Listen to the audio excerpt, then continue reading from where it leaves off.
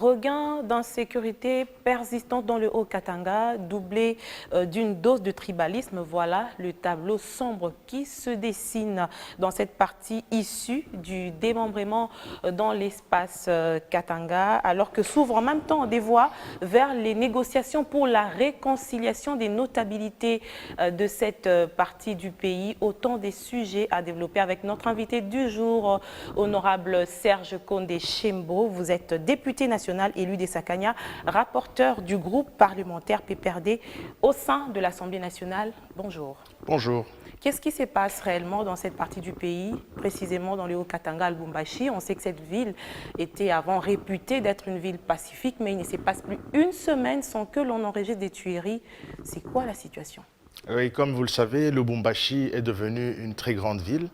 Et dans l'espace Katanga, Lubumbashi est une ville cosmopolite.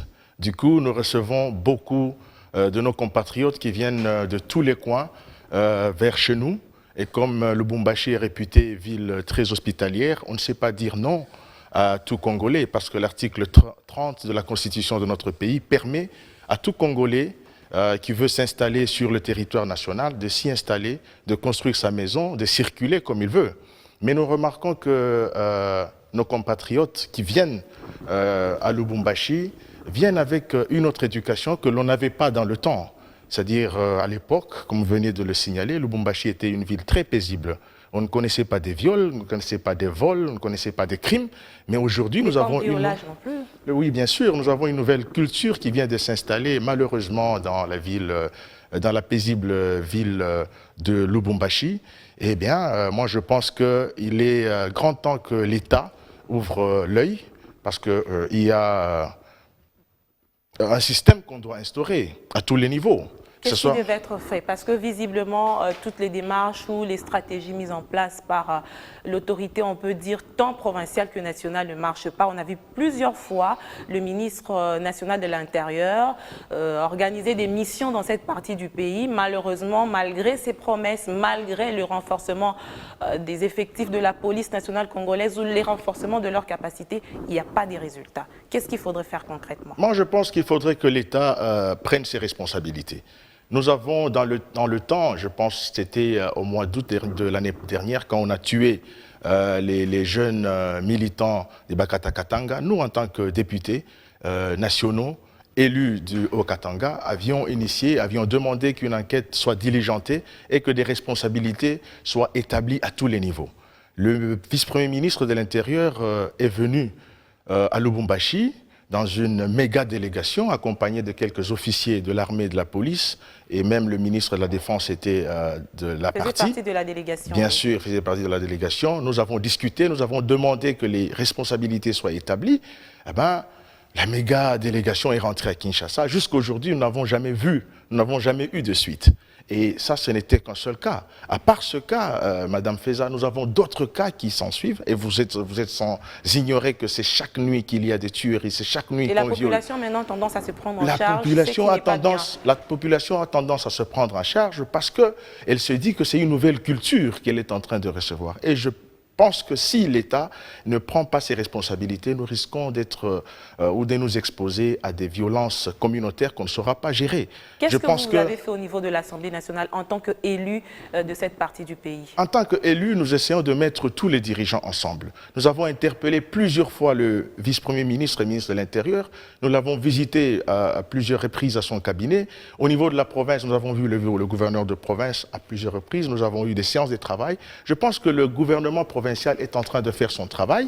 Le gouvernement provincial a mis tous les moyens qu'il faut, mais seul, il ne peut rien. Il faut que le gouvernement provincial soit secondé par le gouvernement national. Les deux mis ensemble seront arrêter cette recrudescence, mais seul le gouvernement provincial ne saura pas. Et seul le gouvernement national non plus ne saura pas. Il faudrait que les deux gouvernements se mettent ensemble et qu'ils prennent leurs responsabilités en vue de récupérer cette paix tant attendue par le peuple louchois et le peuple katangais. On espère que la situation va changer dans les jours à venir parce parce que ça fait quand même plusieurs fois ou plusieurs mois que cela a été dénoncé, tant par la presse nationale que par la population elle-même, en vue que la paix revienne définitivement dans cette partie du pays. Comme si cela ne suffisait pas, je le disais même au début de notre entretien, l'on remarque ces derniers temps que le tribalisme est en train d'être ancré davantage.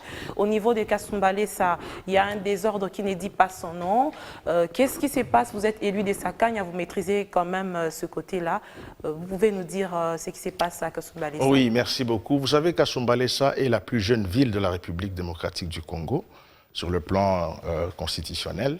Frontalière Depuis également. que Kasumbalesa a été proclamée ville, et c'est une ville frontalière bien sûr, nous avons une migration très remarquable vers cette ville frontalière. Les jeunes Congolais, nos compatriotes, en quête d'une bonne vie, qui vont là-bas, je répète encore, avec une nouvelle culture qui est autre que la culture de la population locale. Mais tous Congolais en même temps. Bien Pourquoi sûr, ne ils sont tous cohabitent pas? Congolais. Je parle de compatriotes. Je parle de compatriotes. La cohabitation a un problème. Le problème de la cohabitation se pose au niveau de la culture. Nos frères qui viennent, les compatriotes qui viennent s'installer où ils veulent, ils viennent avec leur culture qui n'enchantent pas les autochtones. Alors nous avons à Kasumbalesa une tranche de la population qui vient, au nom de certains partis politiques... Ce sont des personnes déjà identifiées. Ce sont des personnes très bien. Nous ne sommes pas ici pour citer des gens, nous sommes ici pour décrier le mauvais comportement de certains compatriotes au nom de certains partis politiques très bien identifiés. Et je sais que même vous, quand vous me posez cette question, vous êtes au courant de ce qui se passe. Oui, ce n'est pas seulement à Kasumbalesa. Le mauvais comportement. Qui se réclament d'être d'un parti politique. Justement, ce sont des gens qui se réclament d'être d'un parti politique, qui arrivent à Kasumbalesa. Malheureusement, ils veulent changer, ils veulent transformer le parti politique en État ou en gouvernement ou en service étatique. Ils créent le phénomène qu'on appelle Bilanga. C'est une ligne où je peux dire c'est un système parallèle au système légal de l'État, où ils font payer la marchandise qui vient de l'étranger ou la marchandise à l'exportation, moitié ou je ne sais pas moi, divisé ou un cinquième de prix. Et du coup, tous les petits commerçants passent par là. La police congolaise n'a pas de pouvoir. Aujourd'hui, à Kasumbalesa, 2 fois, quand il y a des manifestations, la police n'a pas d'armes. Oui, on a vu. On interdit à la police de toucher ces jeunes compatriotes. Qui interdit? L'autorité de la place. Sous, c'est pas moi, soi-disant, entre guillemets, instruite par la hiérarchie. On ne sait pas de quelle hiérarchie il s'agit. Et nous, en tant qu'élus, quand nous essayons de parler, il y a même des menaces de mort. Dernièrement, je pense que Biwan a fait passer un élément où moi, personnellement, en tant qu'élu du coin, j'ai été victime de menaces de mort. Parce que je voulais remettre de l'ordre dans ce qui se passe. Qu'est-ce qui adviendrait dans les jours à venir? Ces gens nous souhaitons échappent au contrôle de l'État. Oui, ces gens sont en train d'échapper au contrôle de l'État. L'État doit, dès maintenant, prendre ses responsabilités. Nous sommes en train de crier tout haut. Nous sommes en train de crier au secours. Il faut que l'État arrive à nous comprendre. Parce que si aujourd'hui l'État n'arrive pas à assumer ses responsabilités, les communautés vont se rentrer dedans et ça sera très catastrophique. On ne saura pas gérer cette situation-là. Ça commence les souvenirs anciens sont en train d'être ressassés dans la tête de certaines personnes avec les phénomènes Katangé et Luba. Il faudrait qu'on le dise parce que c'est un phénomène qui est en train de se vivre dans cette partie du pays. Il faudrait... En tout cas, on ne le souhaiterait pas. On ne le souhaiterait pas. Vous savez, plus le monde évolue, il y a certaines habitudes qui ne doivent plus se répéter. Je pense qu'il y a eu ce phénomène dans les années 60, il y a eu le même phénomène qui s'était répété 30 ans plus tard, dans les années 90. Aujourd'hui encore, vous voyez, c'est un cycle. Et nous prions que la nouvelle génération ne soit pas cette génération de faire couler le sang. C'est pourquoi vous avez assisté à la passation pacifique de pouvoir entre Joseph Kabila Kabange, président honoraire, et Félix Antoine Tshisekedi, le président de la République actuelle. C'est pour vous dire que la nouvelle génération n'est pas d'accord avec des crimes, n'est pas d'accord avec tout ce qu'il y a comme mort d'homme. Donc on ne le souhaiterait pas, on n'aimerait pas voir encore cette situation nous arriver dans notre Katanga. Nous voulons construire notre Katanga. Et quand vous parlez de Kasumbalesa, dans mon introduction, j'ai parlé de la jeune ville. Une ville est appelée à être construite et non détruite.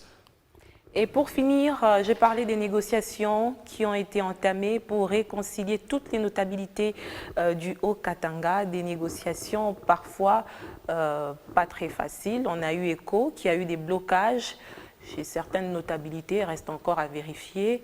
Pourquoi cette démarche maintenant? C'est une démarche, madame, qui est réclamée à la base. Ce n'est pas une démarche d'une notabilité quelconque ou d'un notable quelconque. C'est la base qui a besoin de cette réconciliation. Comme vous le savez, il y a eu beaucoup d'incompréhension après le démembrement de provinces. Nous sommes le Katanga. Le Katanga démembré sur le plan administratif en 4. Nous avons 4 provinces, à savoir le Haut-Lomami, le Haut-Katanga, le Lualaba et le Tanganyika. Mais nous avons tous l'âme katangaise, nous avons tous l'ADN katangais. Et ce que nous voulons pour le moment, c'est remettre tous les Katangais ensemble. Malgré vos différents politiques, oui, malgré les différents politiques, nous restons une famille.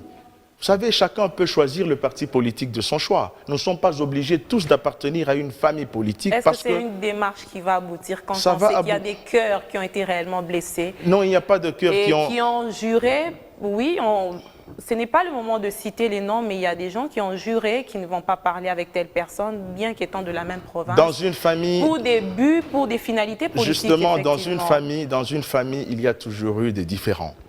Quand un enfant est fâché, il peut raconter n'importe quoi, mais nous sommes africains, nous sommes bantous, il y a ce qu'on appelle l'arbre à palabres.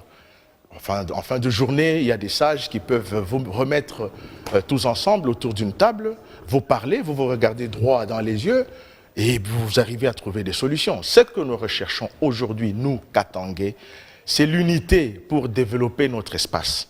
Nous ne voulons pas de ces tiraillements. Le pouvoir? Pourquoi pas? C'est notre droit légitime. Pourquoi pas? C'est notre droit légitime. Nous sommes Congolais, nous avons besoin de tout. Donc ce que nous voulons pour le moment, je ne dirais pas que c'est pour reconquérir le pouvoir, parce que là, je suis dans un aspect politique.